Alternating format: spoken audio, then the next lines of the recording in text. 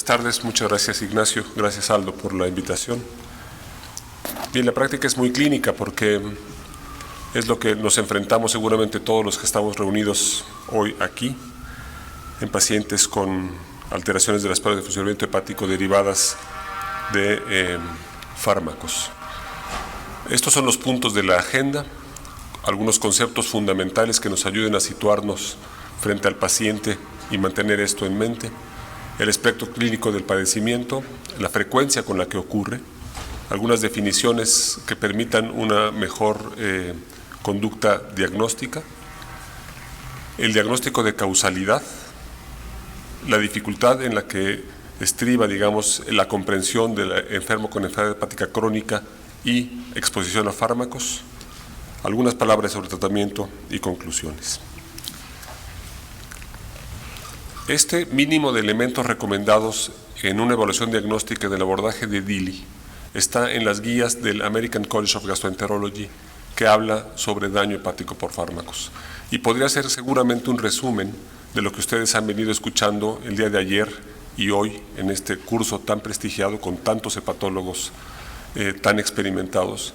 Porque si uno se pone a ver el diagnóstico diferencial del paciente que tiene daño por fármacos, es prácticamente toda la hepatología aguda, crónica, trasplante. Tal vez falte nada más el paciente que necesita una ligadura de varices esofágicas, pero hay algunas cosas, sin embargo, que pueden ser útiles de recordar frente al paciente que tiene este daño por fármacos potencialmente. Por ejemplo, enfermedades concomitantes y la multifarmacia, la historia de reacciones a drogas, que es muy importante en el interrogatorio inicial, la presencia de hepatopatía crónica que va a dificultar el diagnóstico, el abuso de alcohol, como escuchamos en esta excelente plática de hepatitis alcohólica hace un minuto, y lo más relevante probablemente, el tiempo de exposición a los fármacos y la latencia entre ese evento y las alteraciones hepáticas demostradas por laboratorio o por clínica. Pero esto requiere indudablemente de sentarse con el paciente o de analizar el caso del paciente hospitalizado para entender qué papel está jugando la farmacia que recibe, los medicamentos que recibe. Dentro de los síntomas o signos, fiebre, erupción quizás puede ser algo que puede ayudarnos a comprender mejor lo que está sucediendo, los estigmas de hepatopatía, indudablemente la lista completa, no nada más de los fármacos que el paciente sabe que toma, sino de lo que él no considera como fármacos, que son los apoyos herbales, pues, o los suplementos actualmente cada vez más y más usados, y evidentemente el descartar todas las otras patologías de enfermedad hepática aguda o crónica. El uso correcto de los estudios de imagen, la histología si llega a requerirse la biopsia hepática. Una cosa muy importante también es la evolución del paciente una vez que se ha suspendido la droga potencialmente agresora y la evolución clínica, el seguimiento cercano a ese paciente. Este es un caso recientemente visto en el hospital. Una mujer de 73 años de edad, sana previamente, se cayó en casa, se fracturó la costilla, no hizo mayor evento sino empezar a tomar paracetamol y antiinflamatorios no esteroideos en dosis altas y por muchos días, hasta que alguien de su familia la encontró ictérica y la llevó a urgencias del hospital. Una mujer de 73 años que había nacido y crecido en este país, en donde la hepatitis A la edad de ella, muy probablemente le había expuesto, y sin embargo, en el reinterrogatorio, después de todos estos ingestos, la paciente recibió N-acetilcisteína, yo mismo se la prescribí en urgencias antes de hacer un interrogatorio más completo. A punto de irme de urgencias, recapacité un minuto, regresé a interrogarla, había estado en Acapulco me parece, había comido mariscos, hicimos los marcadores virales y tenía IgM anti-A positivo, una mujer de 73 años con hepatitis aguda por virus A que finalmente no correspondió a un daño por fármacos. Entonces, quizás esa impresión clínica inicial de catalogarla como el enfermo con daño hepático por fármacos debe recapitularse, debe revalorarse con toda la información que uno pueda tener frente a ese caso. Bien, algunos conceptos que me parecen fundamentales. Muchísimos de los medicamentos que usamos cotidianamente han mostrado ser causa potencial de daño hepático. Y evidentemente cuando uno revisa el PLM, Prácticamente en todos ellos aparecen informes sobre pacientes que han tenido daño hepático por ese fármaco en particular. El rango de manifestaciones clínicas es extremadamente amplio, desde aquellos pacientes que tienen nada más alguna alteración de las pruebas de funcionamiento hepático sin ningún rasgo clínico presente, hasta el paciente que tiene desarrollo de insuficiencia hepática fulminante. No hay pruebas diagnósticas tampoco que establezcan que la presencia de la enfermedad es derivada del daño por fármacos, de tal forma que sigue siendo o sigue conceptualizándose como un diagnóstico de exclusión. El daño hepático puede presentarse días después de la exposición al fármaco o puede presentarse meses después, y siempre debe mantenerse en mente que puede corresponder a daño hepático por fármacos. La mejoría posterior al retiro de la droga lo convierte en un diagnóstico mucho más potencial. ¿Qué es lo que vemos? Muchas veces alteración de las pruebas de funcionamiento hepático de una forma bastante inocente, pues, para el caso del paciente. Quizás si siguiéramos a todos los pacientes que reciben fármacos, la frecuencia de alteración de las aminotransferasas o de la fosfatasa alcalina sería mucho más prevalente de lo que sabemos ahora. Y una cosa importante es que cualquier paciente que se presente con hepatitis aguda e ictericia y que nos haga pensar en un daño hepatocelular, o bien en ictericia asociada a elevación de fosfatasa alcalina, debe considerarse dentro de los diagnósticos diferenciales daño por fármacos. ¿Cómo se va a manifestar clínicamente? De la forma que ustedes quieran mencionar. Puede ser una hepatitis aguda, puede ser una hepatitis crónica, una hepatitis fulminante, daño agudo en crónico, como escuchamos hace un rato para alcohol, enfermedad venoclusiva, granulomatosa, cirrosis hepática, el espectro que ustedes quieran mencionar, las drogas pueden estar presentes. La frecuencia: casi todas las drogas terapéuticas en uso se han mencionado como causa, más frecuentemente con una elevación no clínicamente manifiesta de las pruebas de funcionamiento hepático, sin signos o sin síntomas de enfermedad hepática. Con cambios bioquímicos transitorios, quizás la obligación en esos pacientes que no parecen estar cursando con algo más grave sea simplemente un control de las pruebas de funcionamiento hepático con cierta regularidad y con remisión espontánea, afortunadamente, en la gran mayoría de los pacientes. Indudablemente es una entidad subreconocida. Cuando se compara con opiniones de expertos, hay un factor de diferencia de 16 en los pacientes que son evaluados por grupos de expertos para saber si lo que está ocurriendo es daño por fármacos. Es subregistrada también, indudablemente. La incidencia en algunos estudios europeos recientes es más o menos esta, 20 por cada 100.000 habitantes. Es una causa poco frecuente de hospitalización, pero en Estados Unidos por lo menos 50% de los casos de hepatitis fulminante están relacionados con drogas. La frecuencia con respecto a la herbolaria o los suplementos para salud y de la dieta es crecientemente reconocida. Más o menos en este grupo de expertos que se denomina Dillin, corresponde al 15% de los casos. Un par de definiciones, y esto es muy útil, yo pienso, en la clínica. El DILI intrínseco, que es aquella hepatotoxicidad que puede afectar a todos los individuos que se ponen en contacto con ese fármaco en particular, pero en grados variables lo hace en ellos, y se asocia a dosis tóxicas de los medicamentos. El ejemplo más clásico es el paracetamol, y por tanto es un daño dosis dependiente y esperado. Uno puede saber que si el paciente tomó 20 gramos de paracetamol, le va a dar una insuficiencia hepática fulminante. Y el otro, que es quizás más prevalente y más preocupante, es el DILI idiosincrático, en la que la hepatotoxicidad es infrecuente, afecta solamente a los individuos susceptibles, parece no ser dependiente de dosis, aunque se ha visto recientemente que dosis más altas de los mismos medicamentos más probablemente causen daño idiosincrático. Tiene una variedad mucho mayor en latencia, en presentación, en curso clínico, es decir, es de un diagnóstico más difícil. En general se han mencionado dos grandes categorías, aquella que afecta en forma hepatocelular y aquella que afecta en forma colestásica, y evidentemente habrá casos mixtos. Y lo hepatocelular, como todos sabemos, se elevan más las aminotransferasas, lo colestásico más la fosfatasa alcalina, y existe una fórmula que está aquí que considera el valor de la ALT del paciente, el límite superior normal de esa misma enzima, la fosfatasa del paciente y la del límite superior del paciente. Y entonces puede discernir más o menos qué tipo de daño tiene el paciente,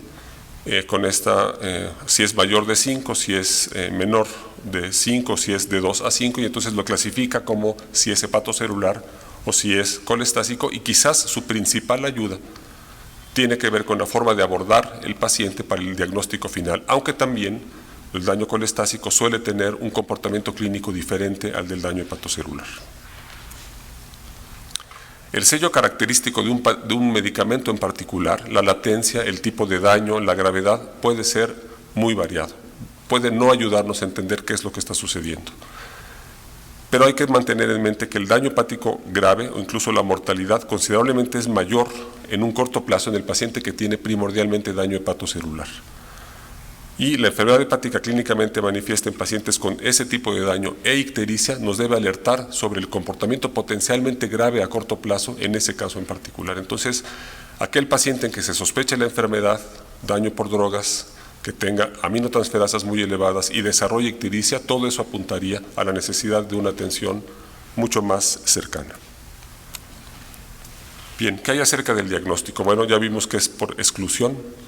¿Por qué? Porque es indistinguible clínica e histológicamente de aquel daño secundario a otras causas, y el diagnóstico entonces depende de que uno sepa que existe, bueno, que todos nosotros sepamos que existe, el grado de sospecha que mantengamos a través del interrogatorio y la forma en que se presenta clínicamente, el cuidado que pongamos en la historia clínica, la exclusión de otras etiologías, lo que veíamos en las primeras diapositivas, y la perseverancia de cada uno de nosotros para entender que si no se explica por otro motivo la hepatopatía de ese paciente, aguda, crónica, grave o no tan grave, puede ser derivada de daño por fármacos. Este es un caso también interesante, también del consultorio, una mujer joven con algunas ideas particulares sobre el embarazo y el amamantar a su hijo. Tenía 2 años y medio amamantando a su bebé. Estaba recibiendo por un médico, pues con un poco de medicina alternativa, digamos, una serie muy grande de suplementos, muy variada, y con dosis muy bajitas, casi homeopáticas, de medicamentos como el omeprazol. Le hacía que partiera en octavos o en 16avos una tableta de omeprazol para que no le hiciera daño, curiosamente, y para tratar de desintoxicarla. Y la paciente hizo una hepatitis, un daño hepatocelular muy intenso. Vino con una gran cantidad de suplementos al consultorio, decidimos que lo suspendiera, mejoró clínicamente, y la mejoría clínica vino acompañada de un concepto de su médico que le decía que el hecho de que hubiera elevado las aminotransferasas representaba que su inmunidad estaba mejorando y que era una manifestación del beneficio que estaba recibiendo de esa desintoxicación general de su organismo por los suplementos. Y ella estaba convencida, absolutamente convencida. Se estudió extensamente, más o menos, se descartaron otras causas, se suspendieron los suplementos y mejoró en su bioquímica.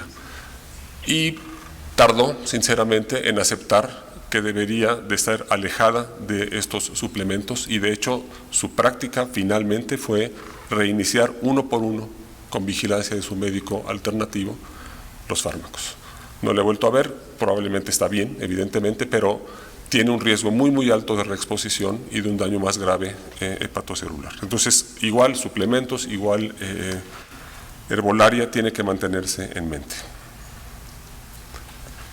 Por tanto, el diagnóstico es complejo por la ausencia de marcadores biológicos específicos o de parámetros, frecuentemente es de exclusión, y frecuentemente, mucho más probablemente, es difícil en pacientes con hepatopatía crónica. Tal vez un paciente sano que tuvo una sinusitis, que recibió amoxiclavulanato y que hace colestasis, sea más o menos sencillo o muy sencillo diagnosticar qué es lo que está sucediendo, pero no así el paciente cirrótico que tiene varios medicamentos, que bebe alcohol, que se expuso, digamos, a fármacos, y entonces entender si eso es daño por fármacos o es una descompensación propia de la evolución de su padecimiento es mucho más difícil. ¿Qué hay por clínica para diagnosticar? Un interrogatorio exhaustivo sobre medicamentos, suplementos o herbolaria, la dosis y el tiempo de ingesta previo al inicio de las alteraciones hepáticas, es decir, la cronología con respecto a esos fármacos, y la mejoría, si es que podemos documentarla, con el retiro o suspensión del fármaco. Hay un algoritmo diagnóstico, RUCAM, que intenta establecer causalidad, está en las guías del American College, Y es muy extenso y es un puntaje lo que uno intenta obtener a través de ese algoritmo, que toma en consideración muchas cosas: temporalidad, datos clínicos, evidencia científica, exclusión de otras causas, o sea, diagnósticos diferenciales, reexposición cuando esto llega a ocurrir, e incluso los datos bibliográficos lo incluye como parte del abordaje que tenemos que tener previa para hepatotoxicidad por ese medicamento.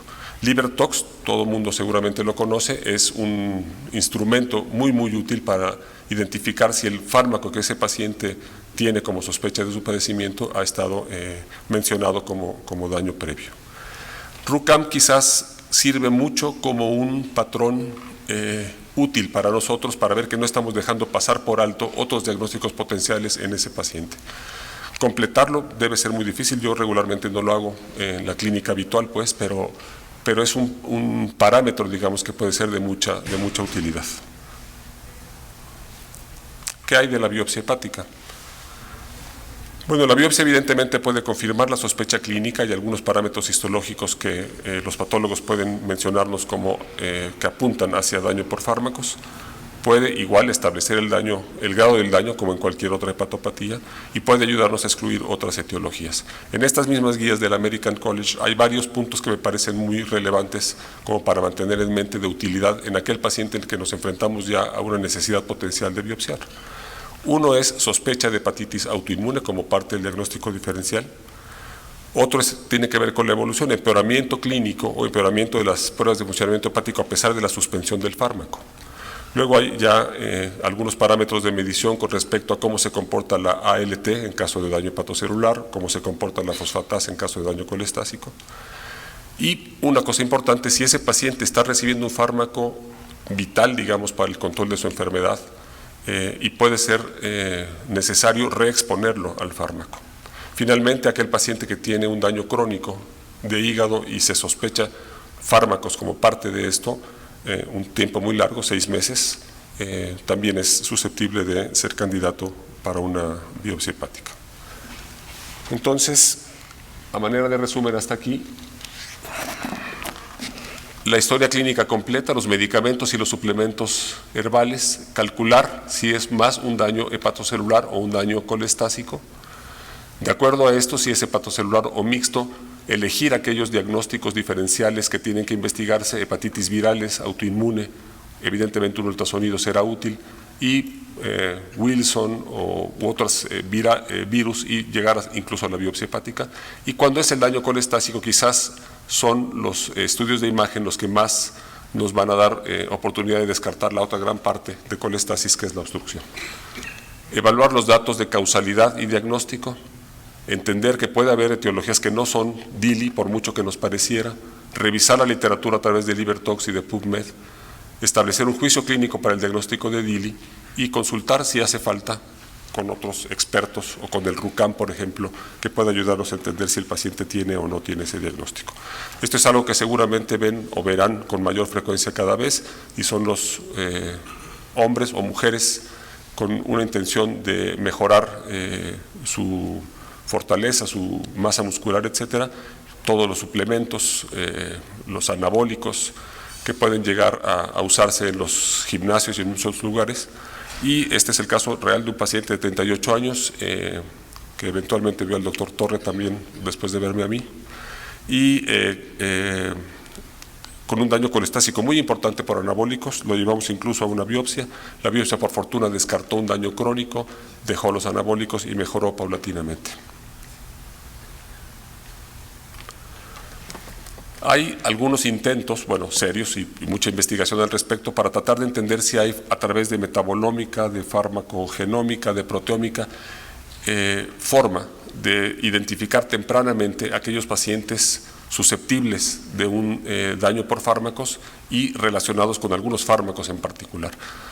Hasta donde yo comprendo todavía esto, no es algo que sea de la práctica clínica cotidiana, ni mucho menos, y por tanto no sustituye hasta este momento esa acuciosidad, digamos, que todos tendríamos que tener en la historia clínica general del paciente. De la enfermedad hepática crónica, entonces, el uso de los fármacos deberá emplearse, evidentemente. El paciente cirrótico o con hepatopatía crónica deberá recibir los fármacos para otros padecimientos que necesita recibir, pero bajo una vigilancia por parte de nosotros, individualizar el riesgo-beneficio. No hay datos, esto es algo muy importante, no por tener una hepatopatía crónica es más susceptible de tener un daño idiosincrático por fármacos. Probablemente las dosis, cuidarlas sí es muy importante, muy recompensante, pero en general no tiene un riesgo diferente al paciente sin hepatopatía crónica, incluyendo, por ejemplo, el paracetamol. Aunque sí hay algunos fármacos muy señalados, isoniazida, antirretrovirales, que pueden tener un daño mucho mayor en pacientes con hepatopatía crónica. ¿Cómo vigilarlos? No está escrito realmente, no hay ninguna vigilancia específica que hacer. Quizás convenga mucho llevar a cabo medición de pruebas de funcionamiento hepático y revisión clínica con una regularidad arbitraria, pues cada 4 o 6 semanas probablemente, e identificar los cambios que esto pueda traer consigo.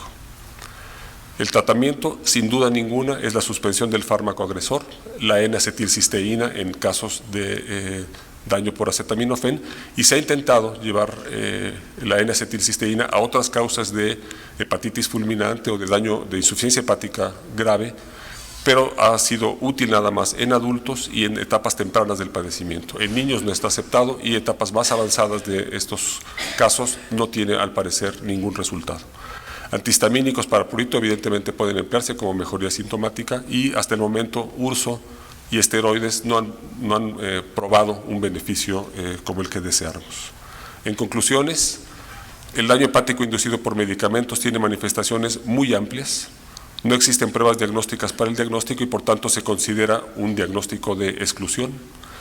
Puede presentarse días a meses después del inicio de la droga, mejorar después del retiro de la misma y entonces considerar que lo que estamos viendo es DILI.